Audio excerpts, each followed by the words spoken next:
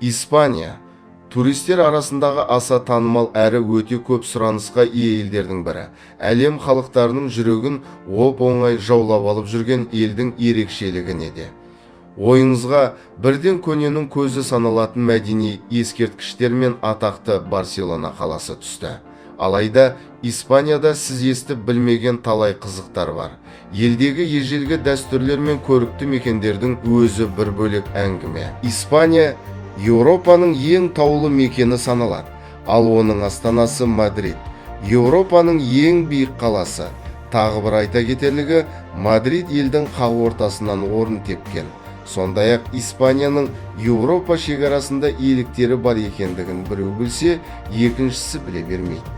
Олар Канар аралдары мен Африка құрлығындағы Сеут және Мелилья қалалары. Жалпы халық саны 46 миллион адам. Оның 95% католиктер.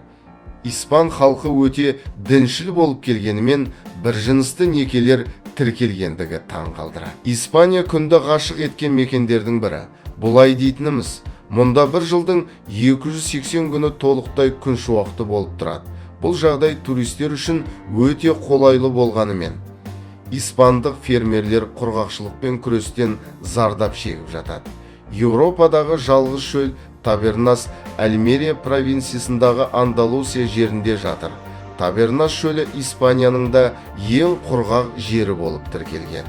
Испаниядағы жағажайлардың жалпы саны 200, ал жағалаулық сызықтың ұзындығы 4964 шақырым. Әлемдегі ең көп аумақты алып жатқан Санта Мария де ла Седе шіркеуінің қожайындары да испандықтар. Оның ұзындығы 123 метр, ені 82 метр.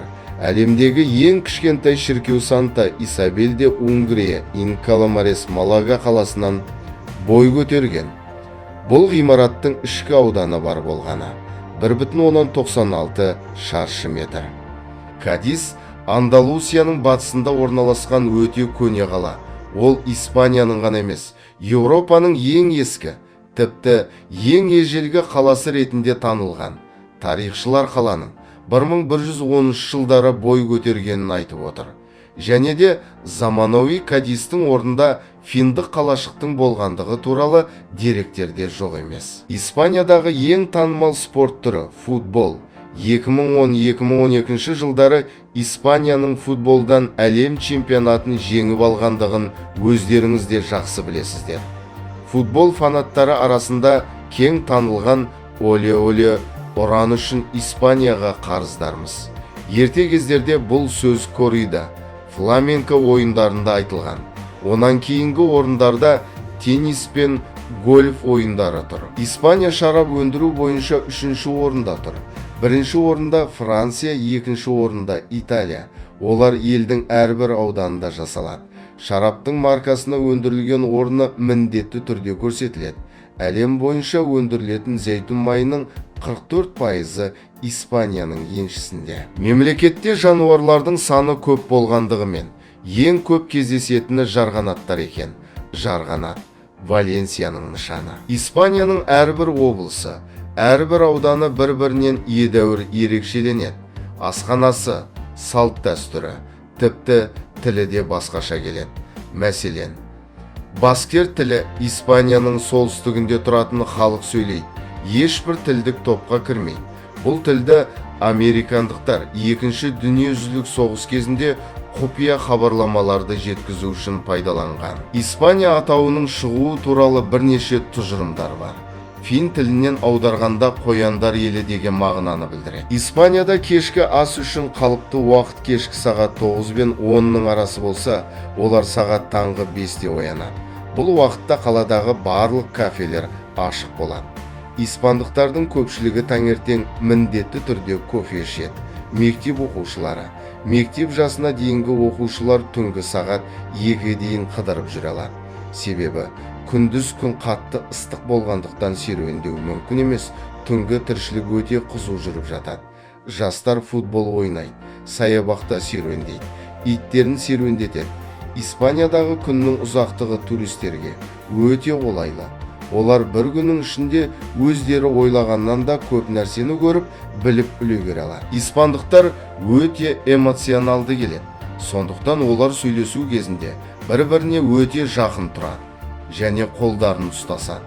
Испандықтардың мұндай әрекетіне таңырқап жүрмеңіз. Испандықтардың ең қызықты дәстүрі таңғы асты үйден ішпеу және де дастархандарында соғыс. Коррида Франсиско Франко диктатордың билік еткен кезеңін айтуға тыйым салынған. Жалпы мейрамханалар мен барлардың кафеханалардың саны жөнінен Еуропа бойынша бірінші орында тұр. Мұндай мекемелердің саны 350 мың. Халық дәмді тағамдарды тоя жегенді қатты ұнатады және тағамды өте сапалы дайындайды. Егер аспазға сый көрсетіп, рахмет айтқыңыз келсе, қосымша тамақ сұраңыз. Испандық асхананың күллі әлемге танымал өкілдері гаспачо суық сорпасы, палауға ұқсас келетін паэлья тағамы, тортилья омлеті, тапас тіске басары дер едік.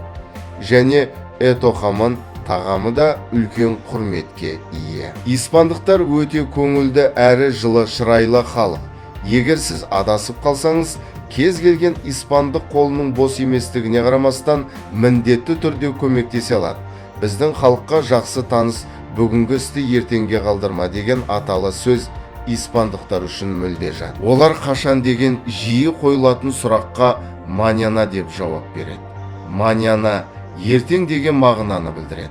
Бұл олардың өте қасиетті және жақсы көретін сөздері саналады.